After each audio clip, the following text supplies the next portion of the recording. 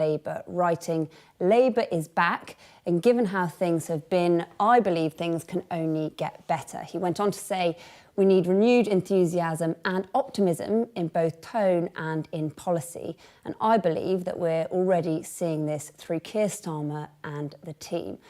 I'm resigning from the Conservative Party with immediate effect. Regrettably," he says, "I'll therefore not contest our constituency at the upcoming general election."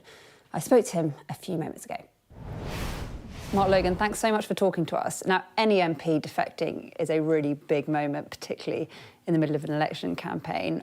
Why have you done this? Well, I just feel that it's the right thing for both my constituency in Bolton North East, but also for the country. As I referred to in the letter that I've just posted up on X very recently, is that when I think back to 1997 and whenever the Labour government came to the fore back then, there was a real sense of optimism, there was a sense of hope amongst people, there was a sense of being able to get things done. And I do think we're at this pivotal turning point again as we go into the general election on the 4th of July. How long have you been in talks with Labour about this? Well, it's something I've been thinking about for quite a long time. How long? Well, I mean, the whole time that I've been in Parliament, obviously it's something that, you know, I think...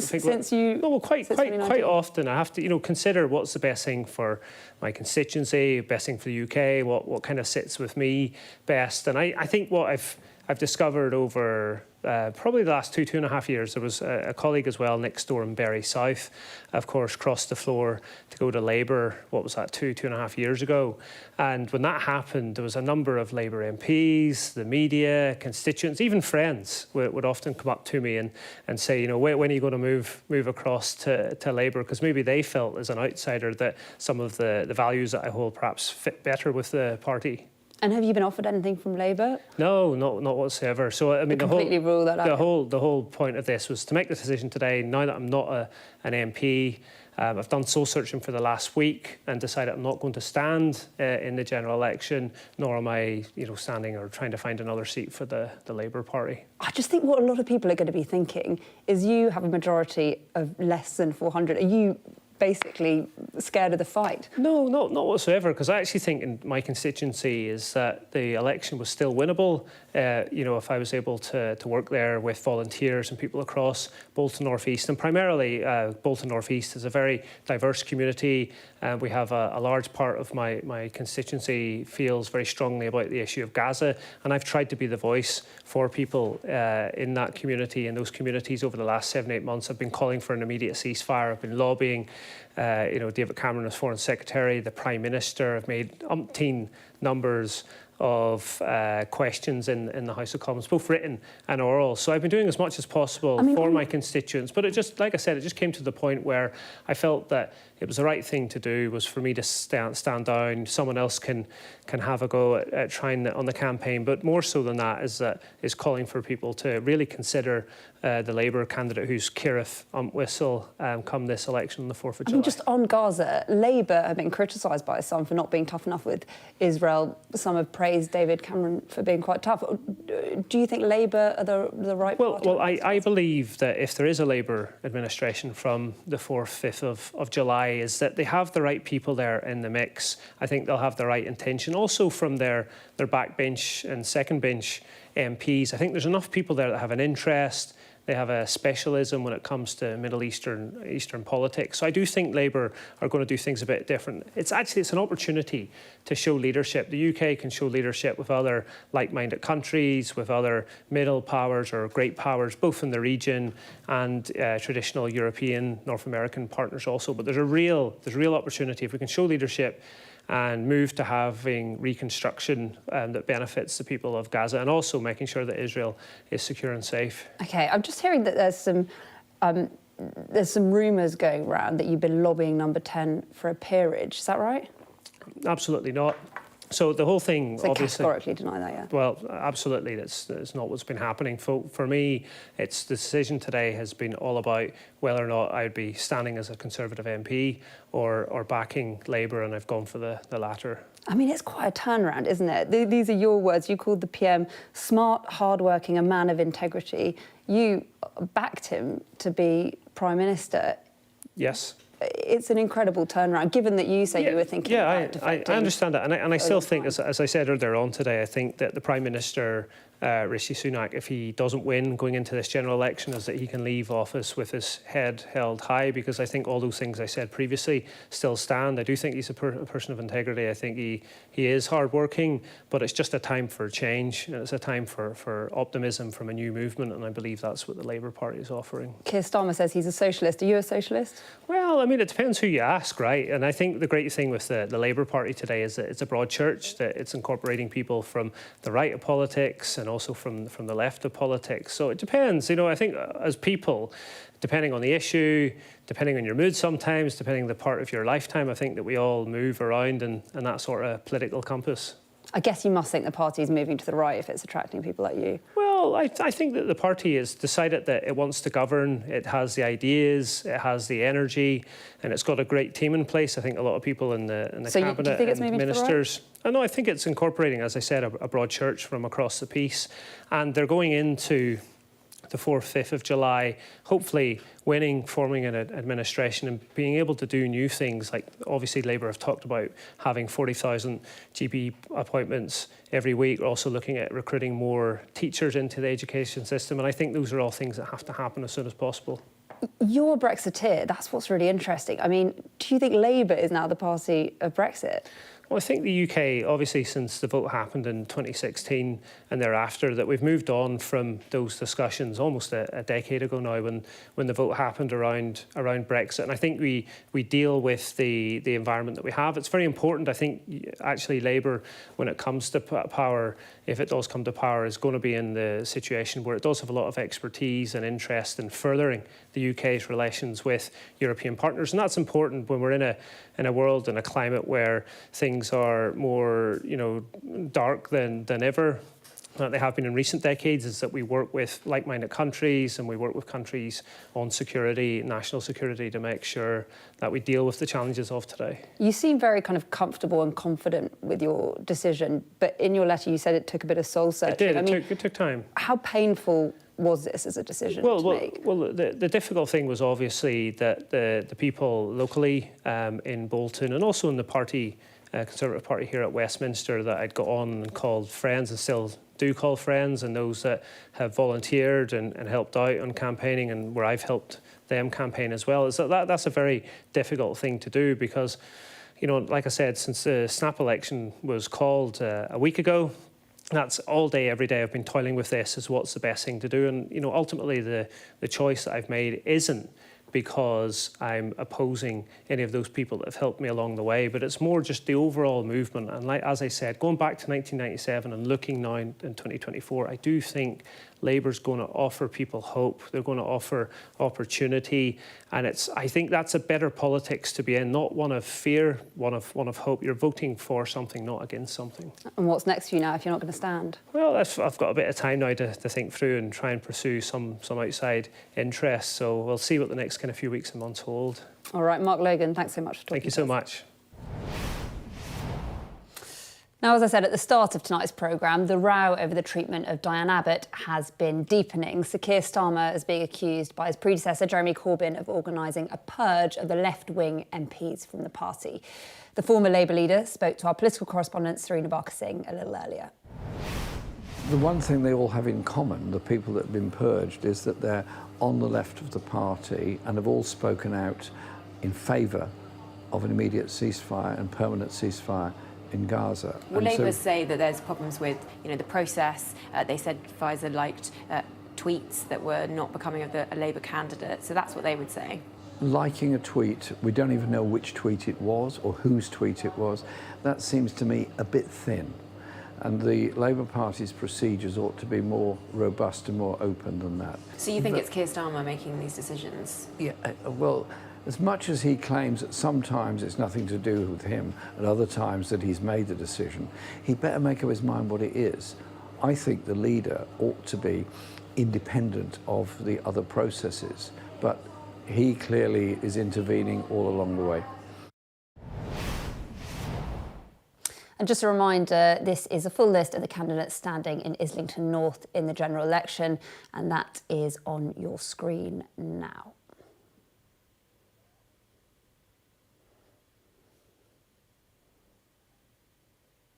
Well, earlier today, Labour leader Sir Keir Starmer denied he was blocking left-wing candidates from standing in his party. No, I've said repeatedly over the last 2 years as we've selected our candidates that I want the highest quality candidates. That's been the position for a very long time. The situation in relation to Diane Abbott is that no decision has been taken to bar her. And, you know, we have to remember that she was a trailblazer as an MP. She overcame incredible challenges to achieve what she's achieved in her political career. She literally sort of carved out the path for others to come into politics, and she did all that whilst also being one of the most abused MPs across all political parties. But I've always had the aspiration that we'll have the best quality candidates as we go into this election. Well, Labour's Deputy Leader Angela Rayner has told Sky News there's no reason Diane Abbott can't stand in the general election as a candidate for the party. Ms Rayner said the veteran MP should be able to go out on her own terms or stand if she wants to. It comes after a difficult period for the Deputy Leader herself after she faced accusations she broke the electoral law. This week, it was announced that police would take no further action against her surrounding her living arrangements in 2010. Well, earlier, she sat down with our political editor, Beth Rigby, for the Sky News Daily podcast. I wanted to talk to you about what's happened to you the past few months. You were investigated by the police, Stockport Council and HMRC over the sale of your council house in 2015. They've all dropped the investigations and you're cleared. You know, you said you want to draw a line on it, under it. Did you feel really tremendously relieved when that happened? How did it feel? It's kind of, there was a relief, but it was more of a frustration because I was confident from the start that I hadn't done anything wrong. And it was disbelief that it was going on and gathering this momentum that it was gathering. And it was a distraction from what I like to do. You know, people don't want to hear about my council house from before as an MP. People are really concerned about the fact that they can't get housing, and that's obviously within my brief. So it deliberately distracted from the issues that I wanted to raise on behalf of the people of this country. And you just said then, you know, because you said, I remember in April, you said when a police investigation was relaunched into this or launched into this, you said, if I'm found guilty of breaking the law, I will resign. Now, you said just now you were confident that you hadn't done anything wrong. You said that throughout. It's still quite a bit, because you don't know. You don't know whether you can say I'm confident, but you can't know. That must have been.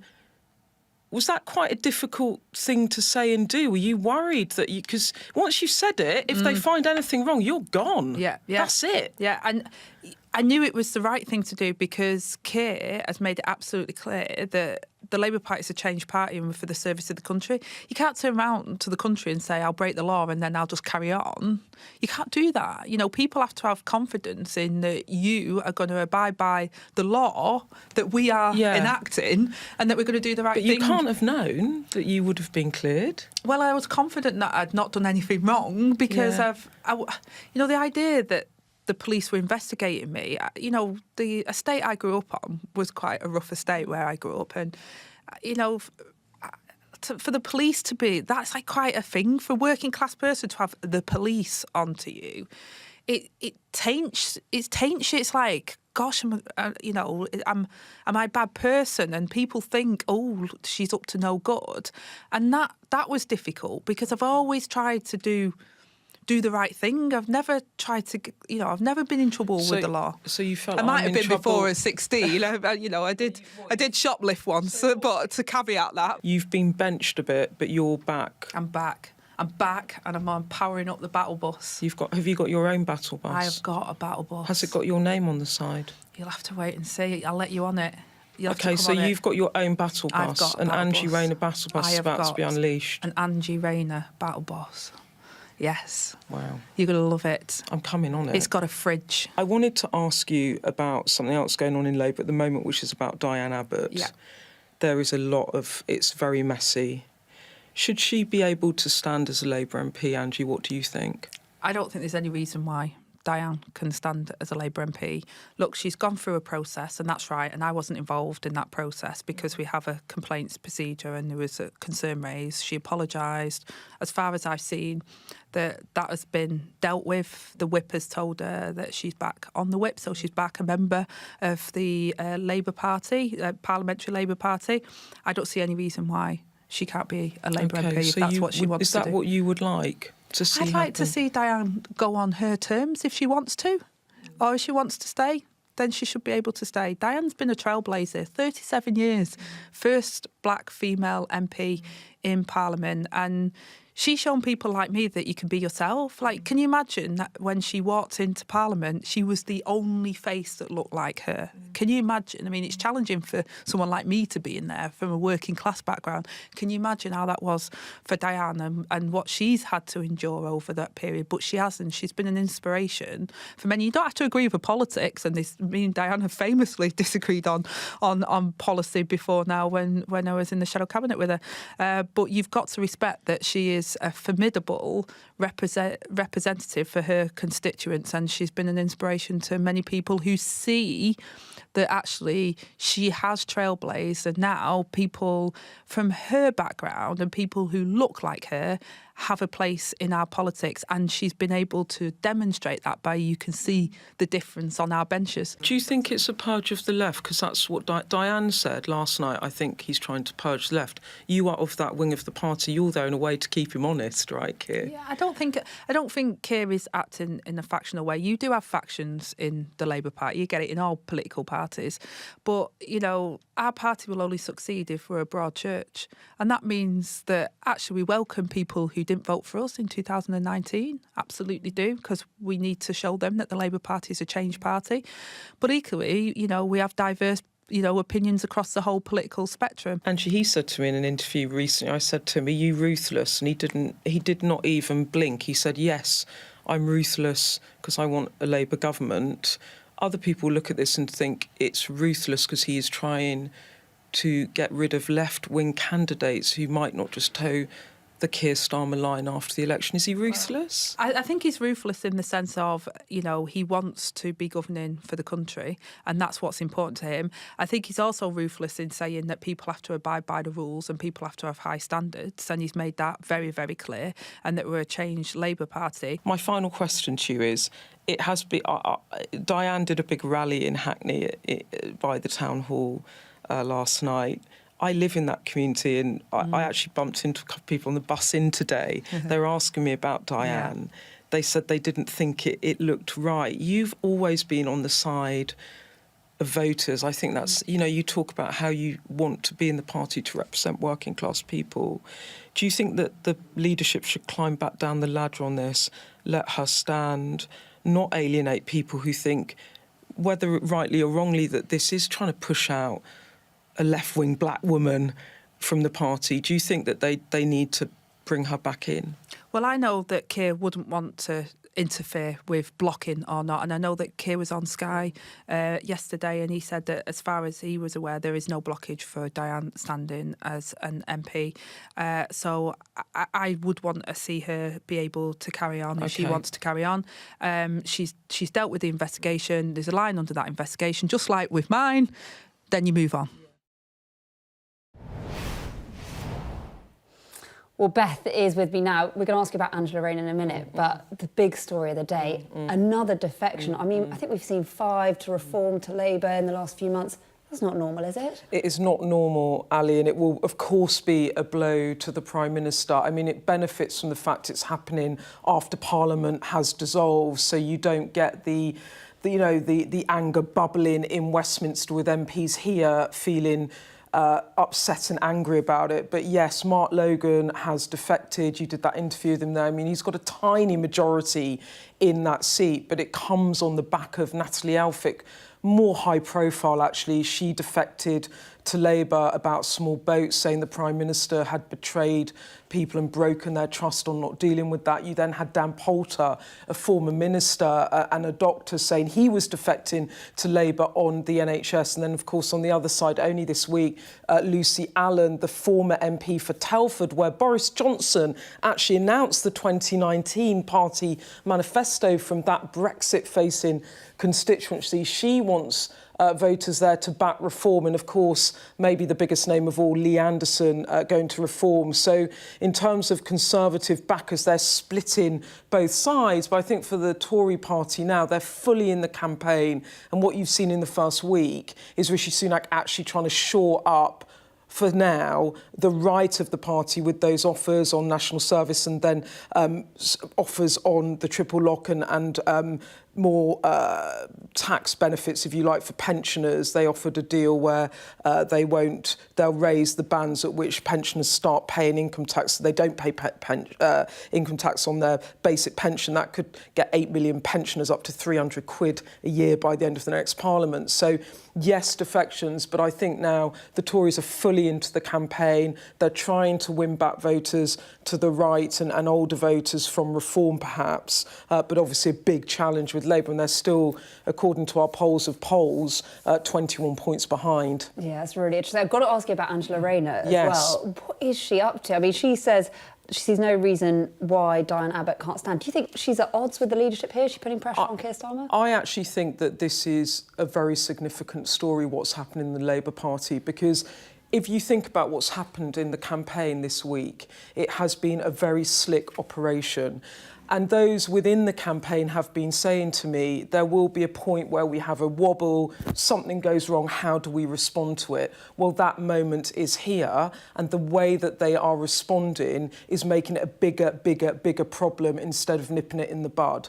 And so if you think about the Labour Party as being very disciplined in recent months, very united, focused on the country, you've had now nearly 48 hours of a Labour Party appearing divided, with factions, talking about a purge of the left. You now have today, with Angie Rayner's intervention there, a split at the top of the party, with shadow cabinet ministers rolled out to sort of not have a view on Diane Abbott. And then Angie Rayner, the most senior woman in the party, has come out and said publicly that she should be allowed to stand as a Labour MP. Note too, though, that in that interview, she did not put this at the feet of Keir Starmer. She said, I don't believe that this factionalism comes from him, but she did talk about the briefing against Abbott, and it speaks to divisions in the party. One final thought, Alex, I'm probably run well over, I'm going to mess up your programme. No, we'll never stop you. One final thought, though, is this ruthlessness that Starmer has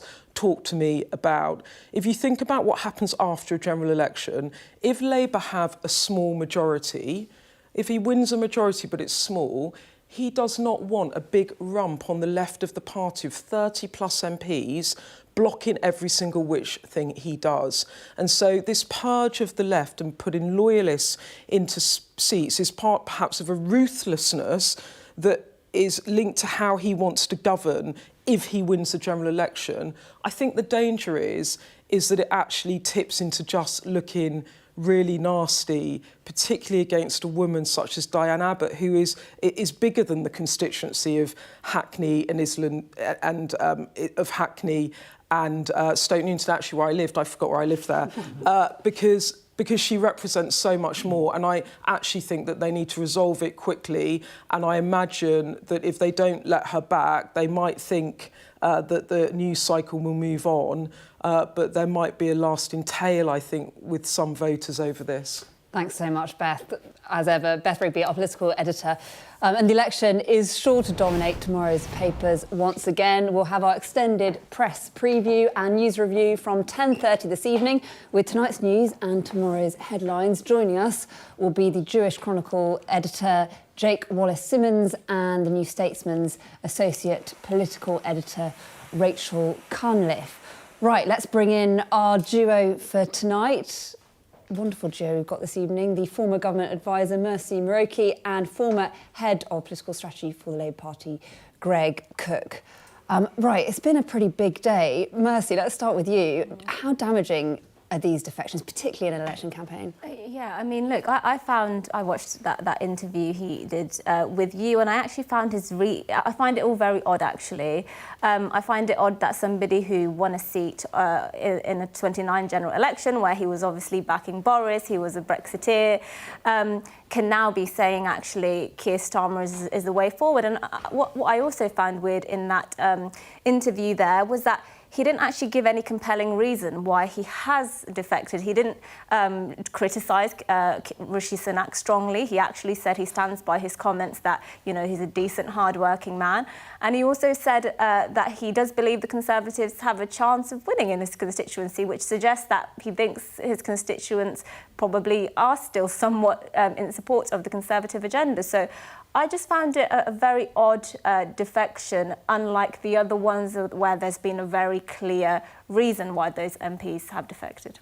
Yeah, great. I mean, the timing to me seems pretty interesting. It's obviously very rare that you have this sort of defection in the middle of an election campaign, Greg. Yes, I mean, I would think the precise timing Labour may well have had a hand in that, given it, you know, it's a distraction from other issues which we'll be talking about. I think, you know, I'm quite interested in his confidence that he could have won the seat, given it's number 2 on the Labour target list. So I think most people will probably regard it as something like an electoral miracle if that actually transpired. Obviously, from Labour's point of view, this kind of feeds into the picture you get of disarray on the Tory side. And I think, you know, Rishi Sunak, in a way, is kind of reaping the whirlwind of this decision he's taken to bring the election forward. Because it's taken his backbenchers by surprise, on the back foot, and clearly, you know, I've never come across Mark Logan before, but he sounded like he was a kind of genuine, honest guy who's clearly kind of thought all this through. And, you know, they've been, you know, put on the back foot, many of his backbenchers, and are having to make these decisions on the hoof. I think people will make comparisons in terms of defections with the you know, around about the time of the 97 elections, same sort of circumstances, and you had a spate of defections then, people like Sean Woodward and Peter Temple-Morris and Quentin Davis. I think the difference then was that there was a kind of coherent political story behind all that, which was that these were one-nation Conservatives. On the whole, they were pro-EU, and they were kind of giving a signal that, you know, Tony Blair's party was a party that Conservatives could be comfortable with. This recent spate of defections, we've had, you know, Natalie Alfick talking about small boats. We've had Dan Poulter with his particular interest in the health service, and I think Mark Logan has got a particular constituency interest on Gaza, which he's talked about. There's no coherent story there in the same way, but it is all about, you know, the Tories being on the back foot, and I'd imagine the Tories will be absolutely terrified that there are more of these in the pipeline, and that somebody might do that after close of nominations, you know, when it won't be possible for them to replace the candidate in a seat. I mean, defections can sometimes be quite uniting. I think we saw that with Christian Wakeford. Many people think, delayed Boris Johnson leaving number 10 because there's nothing more uniting than someone crossing into enemy lines. But Mercy, let's talk about Diane Abbott as well, because the defection has been a bit of distraction. But do you think Labour are in trouble on this? It's clearly not a good look for Labour because the briefings that were coming out, the leaks were clearly not correct, and it's not clear who we should be believing on this. And as Beth was saying, this is clearly going to be a dividing line for them. Look, I don't agree with Diane Abbott on many things, and of course, I completely accept and acknowledge she was, I would say she was a trailblazer in her time. But I think this idea that she has made a series of mistakes. She was investigated for those mistakes. She has undermined the anti-Semitism that Jewish people have experienced, and that's why she was being investigated in the first place. And I just do find it, this narrative that, you know, she's a black woman and somehow she should receive special treatment for that. It's kind of undermining the reason that she was sort of being investigated in the first place. And additionally to that, I don't think if I was Labour strategist, I wouldn't necessarily be, pushing this idea that we should keep her in. She's a black female trailblazer, because Labour have not had a female leader. They have not had an ethnic minority leader, certainly, and it's clearly the Conservatives who have themselves been trailblazing when it comes to putting ethnic minorities in positions of leadership. OK, Mercy and Greg, we'll come back to you later. Thanks for now. You're watching the Politics Hub. Coming up, also ahead, we take a deep dive into the UK's first TikTok election. Who's coming out on top so far? And aren't you afraid, though, and I don't know why I might ask this, but let's go. Looking a little bit silly. The Liberal Democrats take questions atop a water slide, but just how effective are their campaign stunts?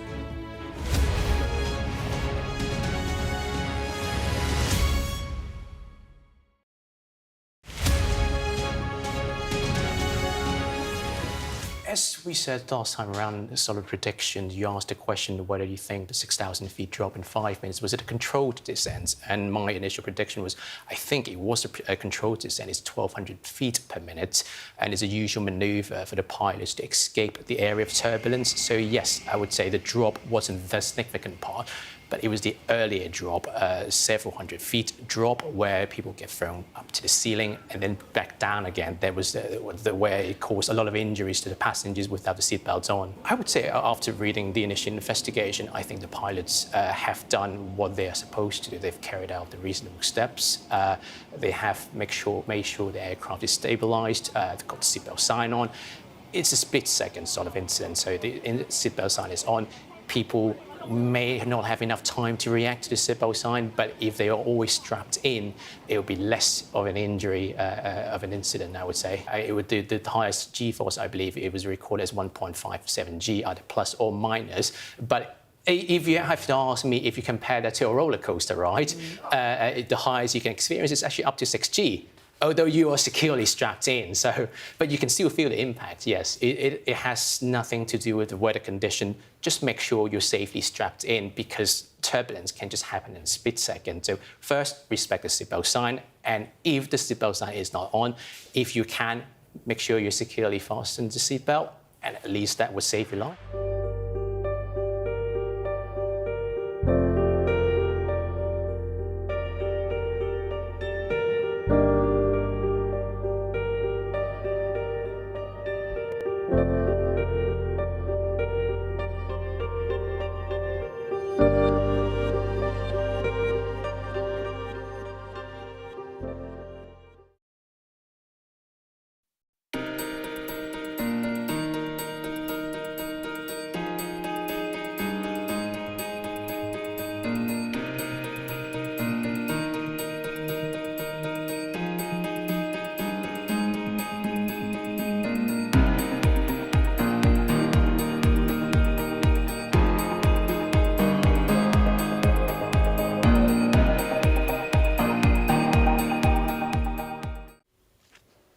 Welcome back. You're watching the Politics Hub on Sky News. The top stories.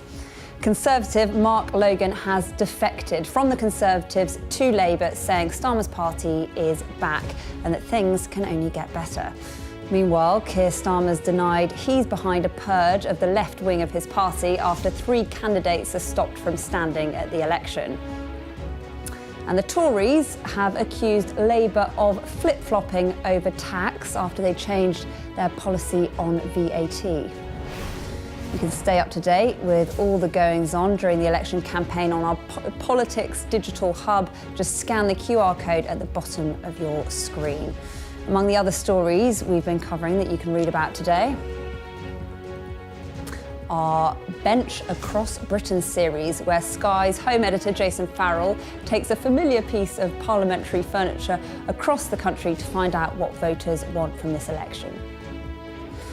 You can read about the new poll that suggests Trump-style Sleepy Joe attacks, claiming the Labour leader is too old to be Prime Minister, might have backfired. And of course, you can see the Lib Dem leader going down a water slide. There he is on the campaign trail. All that and much more, just scan the QR code on the bottom of your screen. Well, away from the Tory defection and the left-wing purge row in the Labour Party, it's been a very busy day on the campaign trail with tax back in the spotlight, and we've got our campaign map that we'll be showing you throughout the general election campaign. Let's take a look at where the main parties have been today. Rishi Sunak has been holding another Q&A with voters down here, this time in Milton Keynes, where he also donned a high-vis jacket on a factory tour. Meanwhile, Labour launched their campaign in Wales. Sir Keir Starmer was in Monmouthshire talking up the party's first step strategy, and the Shadow Home Secretary, so he was there, and she was here in Maltby in South Yorkshire. The Liberal Democrats, Ed Davey, was in Frome in Somerset. He took a more unusual approach while there to getting his message across on a water slide, as we saw earlier. Now, John Swinney was back in Edinburgh for the SNP today. Also in Scotland, the Alba Party and their leader Alex Salmond launched their regional campaign in Inverkeithing. Over in central London, Reform UK launched the party's legal immigration policy, and there were campaign launches taking place in Bangor for Plaid Cymru and in Bristol for the Green Party. Well, Sky's Sam Coates has been taking stock of all the campaign action across the UK today. Elections almost always fought over the economy. This campaign is no different, with taxes higher than at any point since the 1950s. In marginal seats like here in Milton Keynes, what's said now could make the difference to voters feeling the heat. Things are getting worse, it's for sure. And for the last 6 months, I've been here for the last 20 years in this market, but this is the worst ever year we are having. So we can't survive with this. So really the situation is, for our traders, it's very bad. I think the Conservatives for the last 12 years have run everything into the ground. So I feel it's time for someone else to take the reins. Tax increases just keep coming and coming. It's that uncertainty which I think can impact on, can I afford that shirt? Can we go to the cinema? And you're cutting back then. Keir Starmer in Wales announcing his plan for the country. But it's his tax plans in the spotlight this week. His Shadow Chancellor Rachel Reeves told me on Tuesday that 3 taxes, income tax, national insurance and corporation tax, would not go up in the next Parliament. But under pressure, and in a late-night statement, they added a 4th, VAT, to the list that they won't raise. That could leave budgets very tight indeed. We've been really clear about not raising income tax and NI, and we've said repeatedly that nothing in our plans require us to raise tax, and that's why we've been able to set out our position on VAT as well. What politicians say about tax at election time really matters, because voters pay close attention to the specifics and expect promises to be honoured, not least because it's new governments that often make the toughest decisions, and things are already very difficult. Hi everyone, how are you doing? You all right? A Prime Minister in need of a lift. He's raised the tax burden to near record levels, and the Chancellor confirmed that income tax thresholds will be frozen until 2028. Can you make to voters a concrete pledge about reducing the tax burden, which is at record highs? Yeah, we're very clear, both the Chancellor and I, that we want to keep cutting taxes on working people. The Lib Dem leader warning it's a slippery downward slope if you raise VAT. His party have ruled out an increase too. But in the fight for seats here, are any of the parties being straight with voters about their tax and spending plans? If they want to stick to their own fiscal rules, going to need spending cuts or tax rises. They've been very quick to tell us about the fact they don't want to raise taxes, not quick to tell us about where they might cut spending. Weighing up the party's tax promises, but they could mean cuts ahead. Voters must decide what they can stomach. Sam Coates, Sky News, Milton Keynes. And a reminder, it's not just us here on the Politics Hub that we're clocking up the overtime. Sam's podcast, Politics at Jack and Sam's, has gone Monday to Friday during the election campaign. Follow and download wherever you get your podcasts. Right, our panel, Mercy and Greg, are still with us. Mercy, let's start with you. This feels like to me, the week where things have started to get interesting in the campaign. What do you think? Yes, I think so. And I'm not sure we have seen any huge announcements necessarily from either party. I mean, obviously, Rishi Sunak talked about national service. I'm not convinced that's going to have too much resonance with voters at the moment.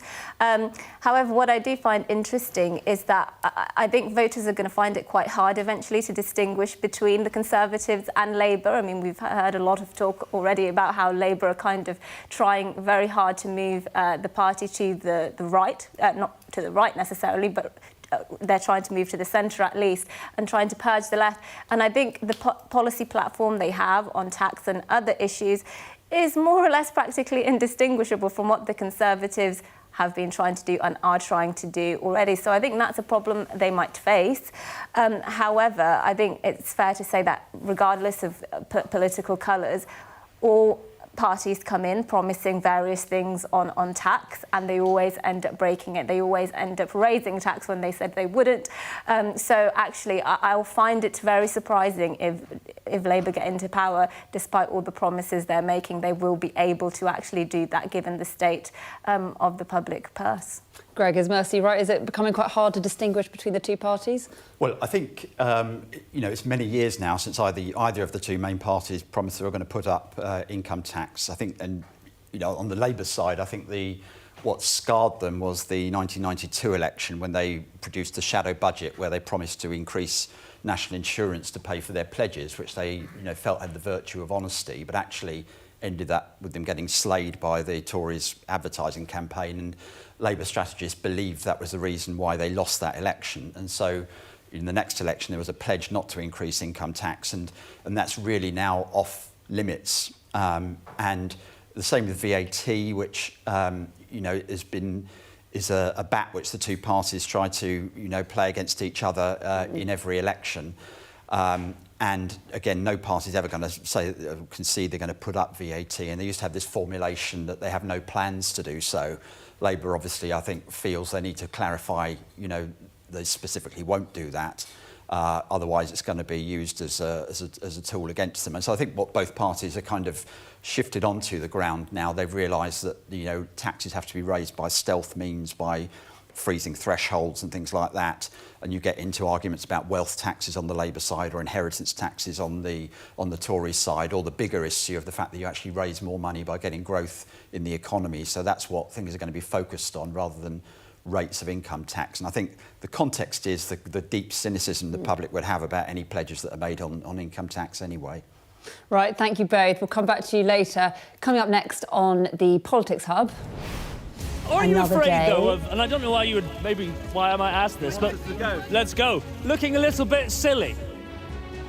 Another day, another campaign stunt from the Liberal Democrats, and Sky News joins them on the slip and slide for questions about their campaign.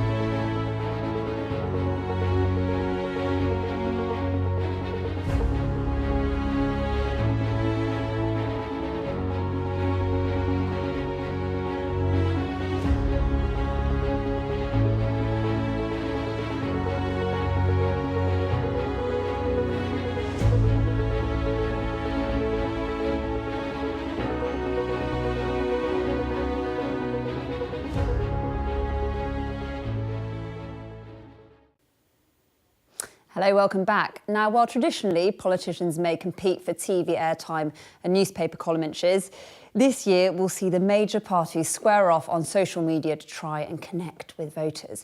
TikTok is expected to play a big role in the digital battleground. None of the major parties had much of a presence on the app before the election was called.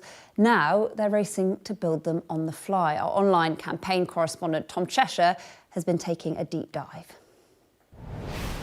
This is the first TikTok election. That might sound trivial, but TikTok has a vast audience, a young audience that few other platforms can match. It's also the only place where cash isn't king. Paid digital adverts aren't allowed, so political parties have to make their own way. And they've had to do it from scratch. No major party had much of a TikTok presence before the election was called. And this is what Labour has been doing. They've been posting lots of videos. They've been using rapid reaction means like this one. Surprise, surprise. This video of Cilla Black has racked up 4.5 million views, by far the most watched video of the election on TikTok so far. What about the Conservatives? Well, let's have a look at their TikTok account. They haven't posted that many videos. You can see it's mainly senior figures in the party speaking directly to camera. But on the youngest, buzziest social media platform, it's actually Reform UK, whose vote tends somewhat towards the elderly, that is doing the best. They have been here for a long time. They've been posting lots and lots of videos. They've got a green screen thing going on as well, and that makes them in front. More than 125,000 followers, just ahead of Labour. If we look across social media platforms, this is what it looks like in terms of organic reach. The numbers of followers for each platform. So you've got a Facebook there, you've got an X, a Twitter there, and you can see it is really Labour that is dominating this picture. Other parties trying to catch up. On TikTok, though, it's a slightly different game. It is all to play for. You've actually got Sinn Féin. They have the most. They don't take their seats in Westminster, of course. Of those parties that do or are aiming to, Labour, Reform, pretty neck and neck. Conservatives a bit further behind. It is not just about followers. Views can be important, but it is, that is the picture there. And also behind closed doors, both parties have tools for boosting the reach we saw just there. Now, this is the Conservative app called Share to Win. It makes it really easy for users to share messages from Conservative HQ to various social media platforms. Notably, TikTok isn't one of them. The more you share on your own social platforms, the more coins you get to run up this leaderboard. Labour has slightly different emphasis. Its Labour Digital Campaigners Group is run on WhatsApp, and it offers links to national and local graphics. The idea here is not simply to share centrally approved content, though. Recently, they held an online seminar over Zoom, a masterclass called Digital Door Knocking, winning the election online. And the main points here were to share messages organically and through friends and family groups online, rather than just reposting videos of politicians. Now, all of that is to say you'll see a lot of things appearing in your newsfeed, whatever the platform. Some of it may even look spontaneous, but that's because the parties are working very hard indeed to make sure you see them. Still to come on the Politics Hub. Are you afraid, though, of, and I don't know why you would, maybe why I might ask this, but let's go. Looking a little bit silly. Sky News joins Sir Ed Davey in making a splash as the Lib Dems take part in yet another campaign stunt. Stay with us. Coming up on the UK Tonight at 8, a 9-year-old girl is in a critical condition after being caught up in a drive-by shooting in East London. And we'll be finding out why Harry Styles' superfans are heading in one direction, straight to the Cheshire village where he grew up. All that and much more on the UK Tonight at 8.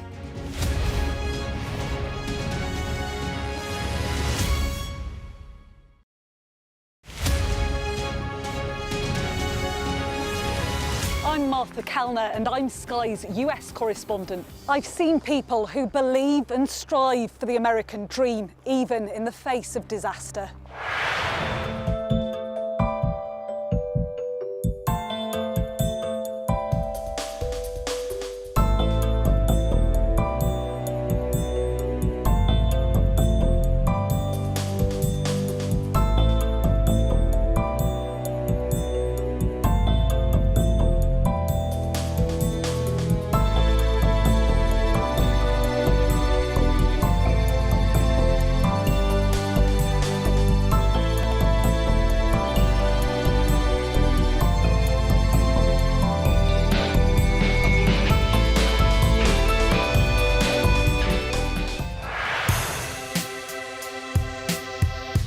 I'm Martin Brunt, and I'm Sky's crime correspondent.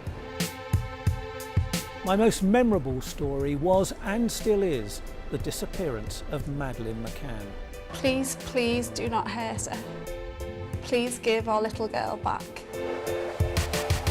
We aim to be the best and most trusted place for news. For detectives, the first 48 hours after a murder are crucial in the search for clues. The public expects them to find Jill Dando's killer soon. The British detectives are planning to meet forensic experts, academics, and even witch doctors. I remember the grimmest case, the Soham murders of schoolgirls Holly and Jessica. I felt I can't undo what's happened, but I can help explain it.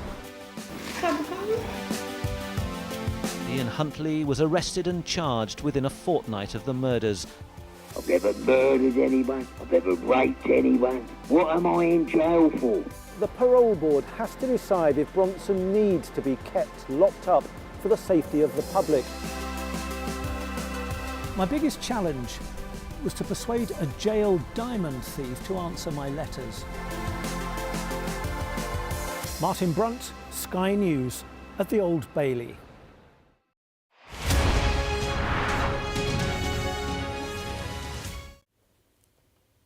Welcome back to the Politics Hub. Now, the Liberal Democrats are no strangers to a flashy stunt during an election. We've already seen their leader, Sir Ed Davey, take a topple off a paddle board during this year's campaign. And today, he was at it again, water sliding. But he wasn't the only one taking a slip down the slip and slide. Here's our very own Matthew Thompson getting involved. Aren't you afraid, though, of, and I don't know why you would, maybe, why I might ask this, but let's go. Looking a little bit silly. No, this is fun. You enjoy yourself. Woo! Isn't it fun? You never had so much fun as a Sky reporter, ever. It's a tough gig, but someone's got to do it.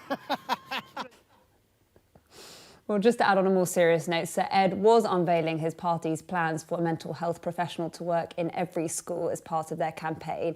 Well, for the final time tonight, let's bring in our duo, Mercy and Greg. Mercy, let's start with you.